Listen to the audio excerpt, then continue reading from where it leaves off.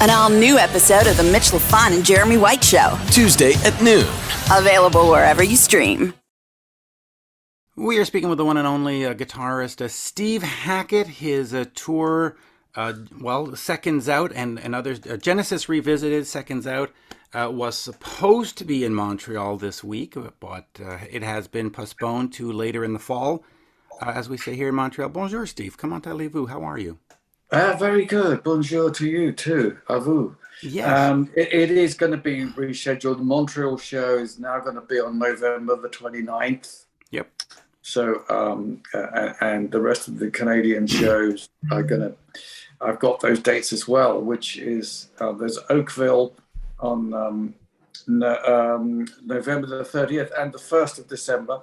Right. And Quebec on December the 4th. So unfortunately, one of our number has caught COVID, and but he's recovering, so the rest of the dates should be on schedule. But it just takes a certain amount of time for someone to stop testing positive and test negative. It's symptomatic of the times that we live in for things to go this way. So what can I tell you?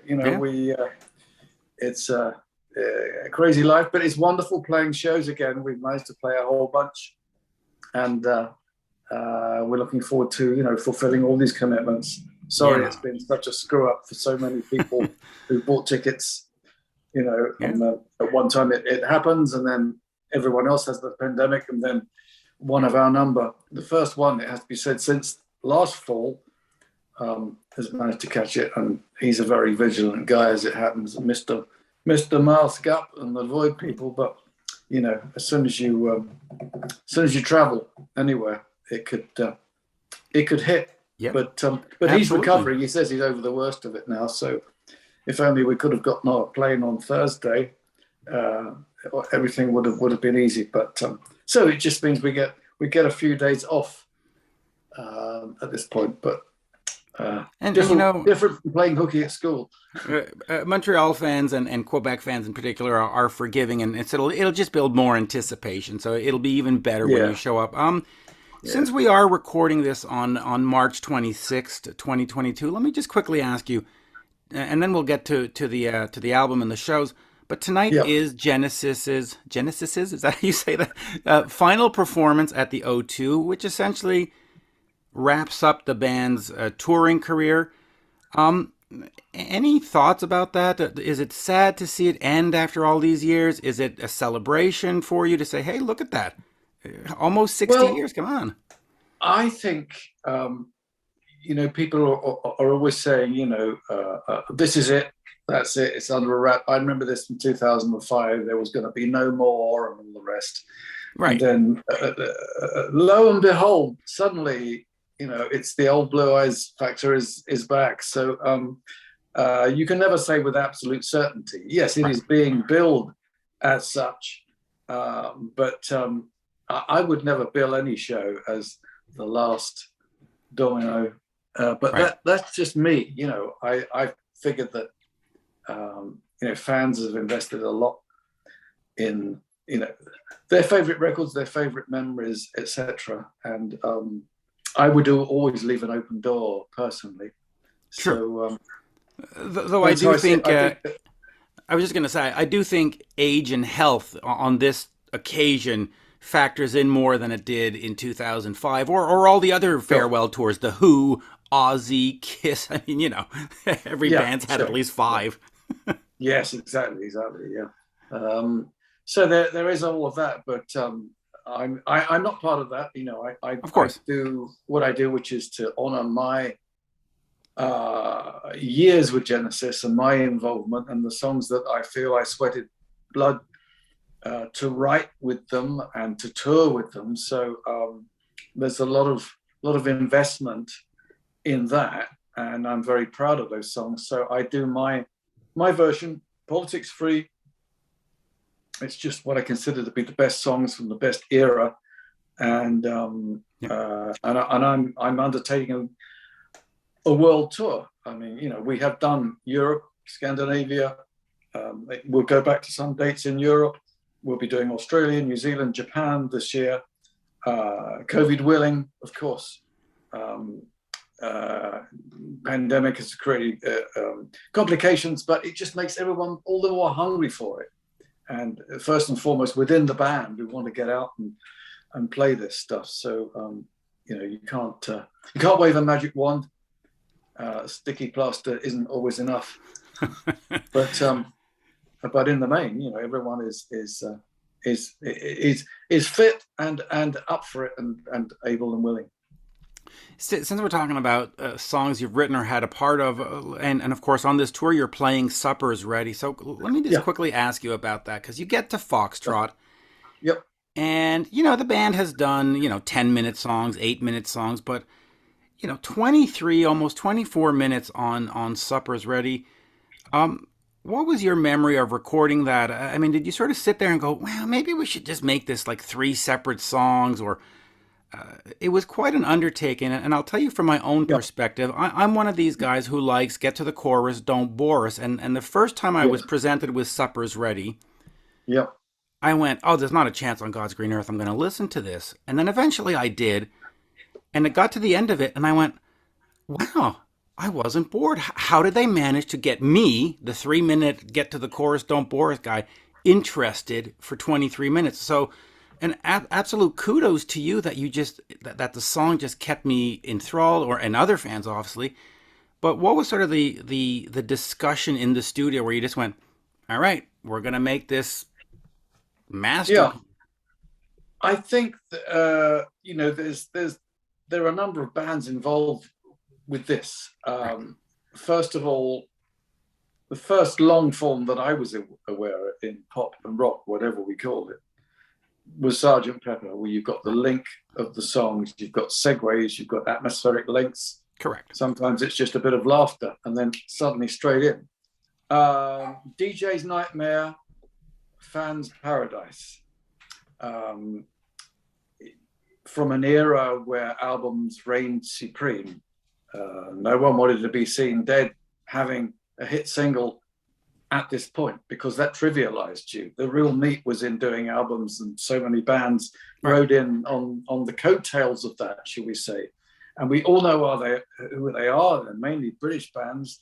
So having witnessed that, 1967, the Summer of Love, Sgt. Pepper, obviously that was unrepeatable. But seeing my pals in King Crimson a few years later, 2 years later, 1969, the end of their set, they were linking songs together, things as disparate as Holst's Mars, sometimes linked together with the Young Ones from Cliff Richard. I mean, the most unlikely pairings of songs. You could do it with the System of Cues, etc.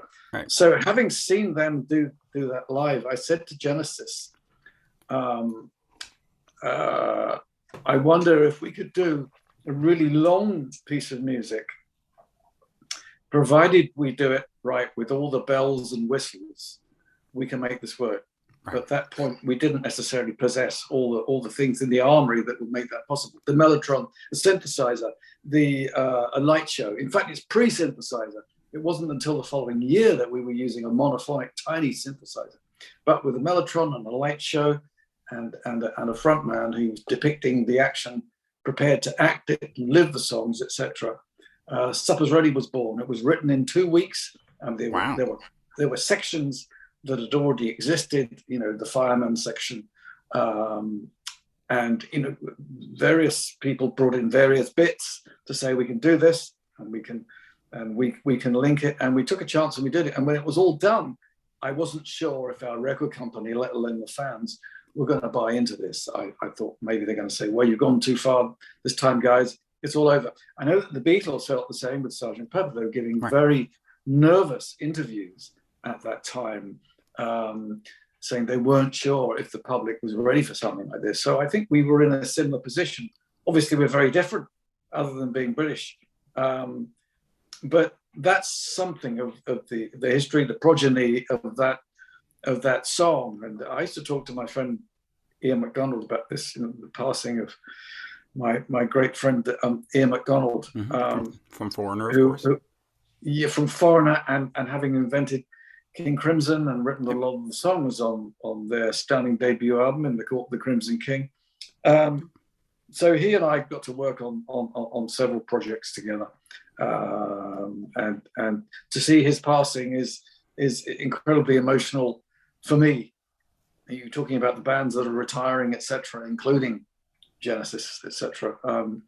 But all I can say is that, you know, it's he who wants to get up on stage and share that, sometimes a memory, sometimes something new, it becomes ever more important, because you do realize that it's the passing of an era.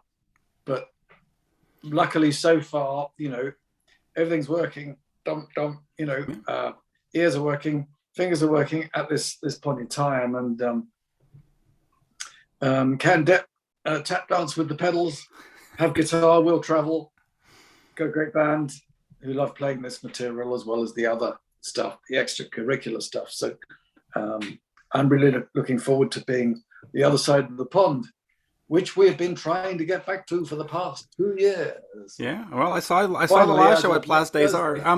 Let me just quickly pick up on two things you said. First of all, trying to convince the record company, I mean, convincing them to do Supper's Ready is one thing, but you look at sort of everything that you were involved with Genesis, and we were in an era of, you know, Love Me Do, and the Beatles are 3-minute songs, and radio was give me 2.5 minutes. Sure. You know, yes, Genesis, King Crimson, all those bands in a sense should not exist, because record companies, had they stayed with true to radio, would have said, get the hell out of here. And yet they didn't. How did you convince the record company to put out Foxtrot, to put out Nursery Crime, and then support them and become popular? And even The Lamb Lies Down on Broadway. I mean, you go out on a tour and you play the whole album, and most fans hadn't heard it. I mean, it's remarkable the stuff you got away with, and yet it built this incredible band that we all love. Well, I think, you know, we did not have radio support in the early days. Okay. Particularly in a pre-MTV era. Right. All you really had was the album. If you've got an occasional hit single, absolutely by accident, happy accidents, like I Know What I Like, which is the only hit single that I'm aware of that we had when I was in the band.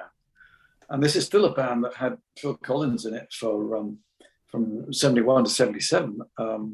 So in 73, we had that from Selling England by the Pound. So I'm trying to answer your question in a roundabout kind of way.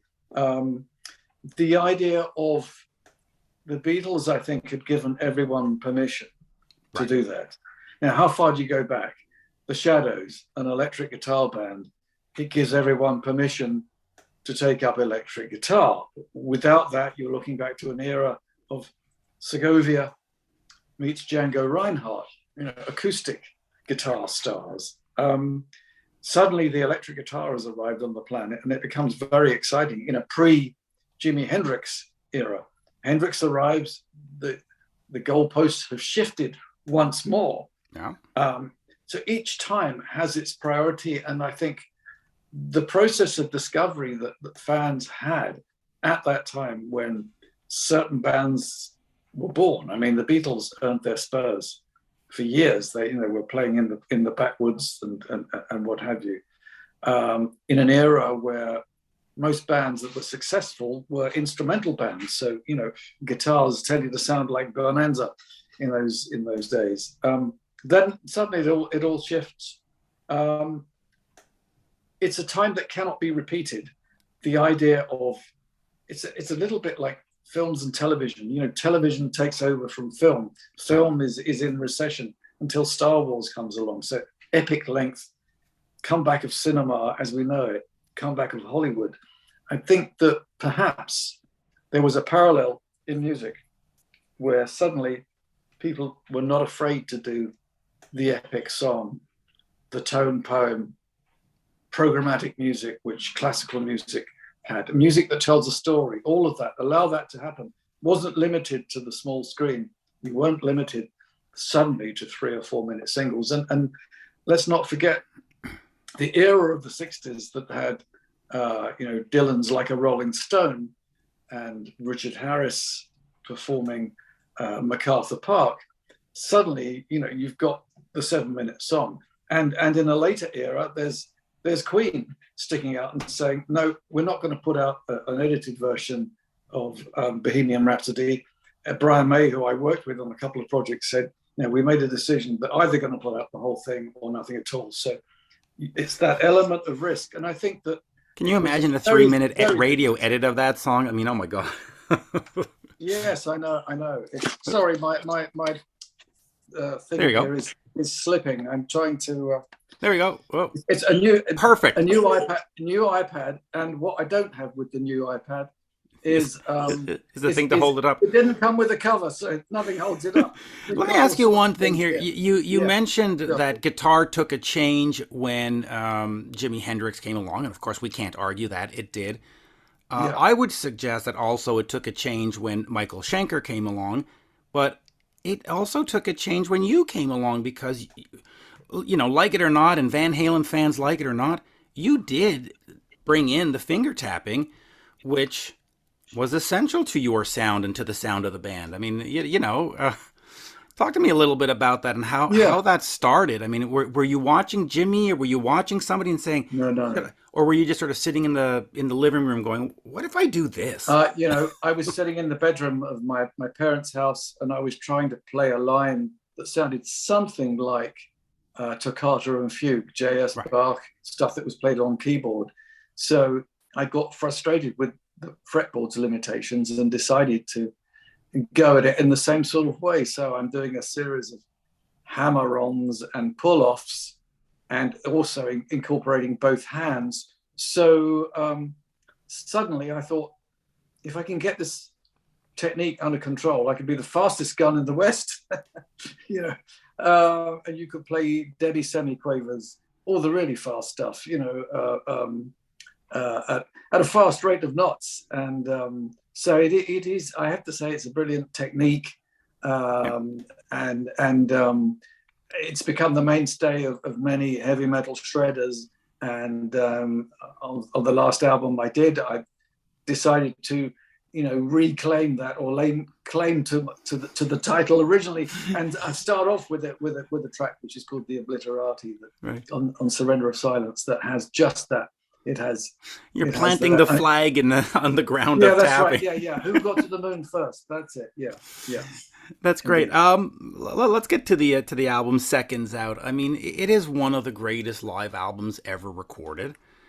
It's just fantastic. Talk to me about bringing that to life on this tour. It is, of course, the last album that you recorded with the band. So is there sort of a bittersweet emotion as you're playing this, or is it more celebratory where you're just going, hey, fans, enjoy this? Or you're sort of like, yeah, this is great, but it's also marked my departures. It's kind of both. Well, at the time, I was determined to do solo material. I mean, I loved the work that we did with the band, but to have the ability to put out successive solo albums was something that was being denied to me in the band. They said, either you do that or you're going to have to leave. So I thought about it for a couple of years, and it got to the point where I thought, well, I'm going to have stillborn brain children here, because I'm not getting any guarantees that anything's going to get recorded by the band. I'm not a founder member. I'm being told I'm an employee. At the end of the day, I thought, no, my allegiance has to be to music. So much as I love the band, and I think it was the greatest band in the world, even so, I thought, no, this is time to start working with other people. And I wish them luck. And we went our separate ways. Having said that, it's not been about musical differences. It's the internal politics of the band that brings every band to either a different incarnation of that band or a complete halt. We're coming up to the same thing. If I were still a member of that band, which I'm not, as I say, I would never put a full stop on it and say, this is something that was. It was world class. It was a world beater. We worked hard. We sweated blood together to make this work. Why would you want to limit it and say, that's all, folks. It's the end of the show. Right. It's not cartoons. Why did you want to do solo material? Because the band at the time was on an upward trajectory. Why did you say, were you just not being fulfilled musically? Was it, I mean, why not just say, hey, I've got all these riffs. Let's turn it into the next album. No, that's what I did with Selling England by the Pound. If people like that, that's because I thought I won't come in with whole songs apart from After the Ordeal. I just came up with a series of riffs, and I thought that, you know, a riff is unarguable.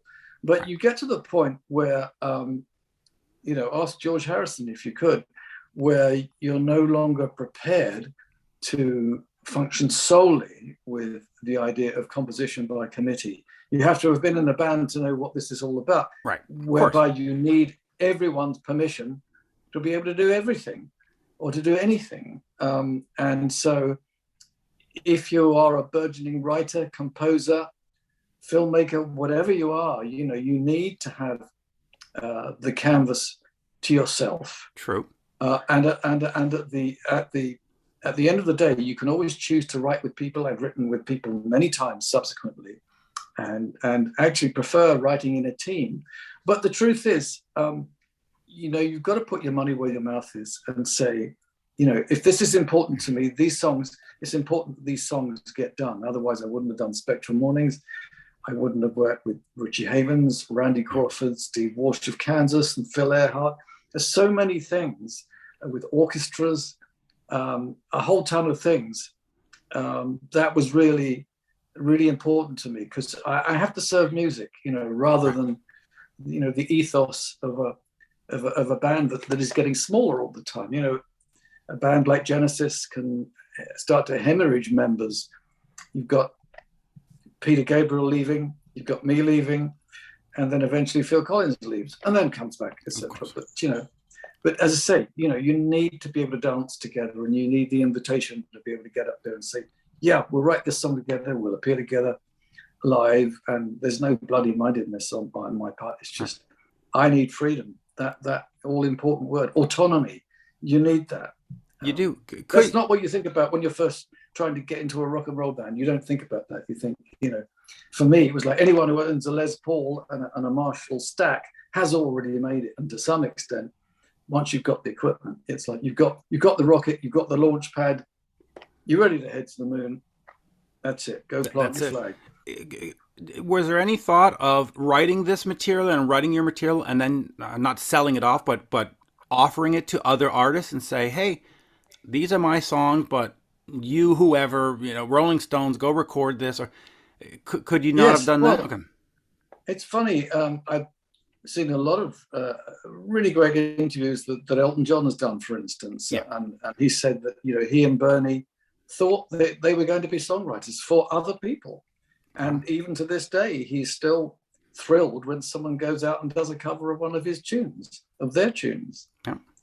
But even somebody who is as commercially acceptable and successful as Elton still says the same thing. Nobody was interested, and very few people are interested even today in doing it. Yeah. So let's seconds out. You're going to perform that. Any challenges in performing that? Is it sort of difficult for a band to do a song like Supper is Ready? And just quickly talk to me about doing some of these songs, because you look at Carpet Crawlers, you look at I Know What I Like, The Lion Lies Down. Genesis still plays them. These are all-time classics. Just quickly talk to me about playing those and giving them the proper treatment. Yeah, they are not easy songs to perform, particularly Supper's Ready, of course, which goes through so many changes. So you have to have a band that can turn on a dime in the middle of, you know, a quiet, floaty passage, and then be able to come in whammo and hit people straight between the eyes. You know, the transition into Willow Farm, for instance.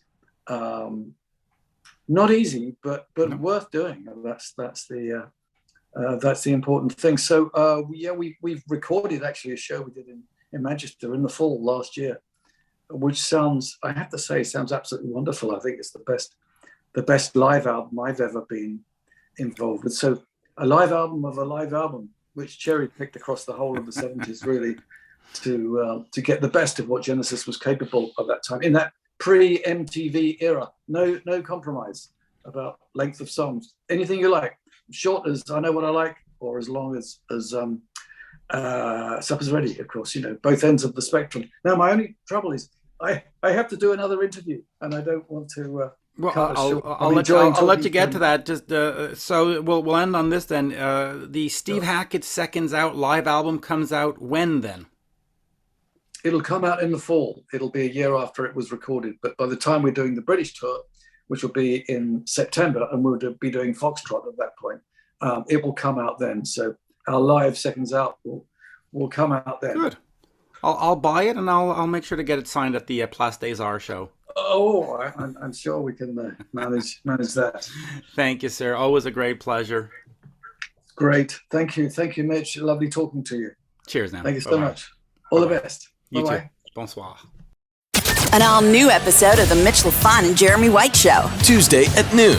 Available wherever you stream.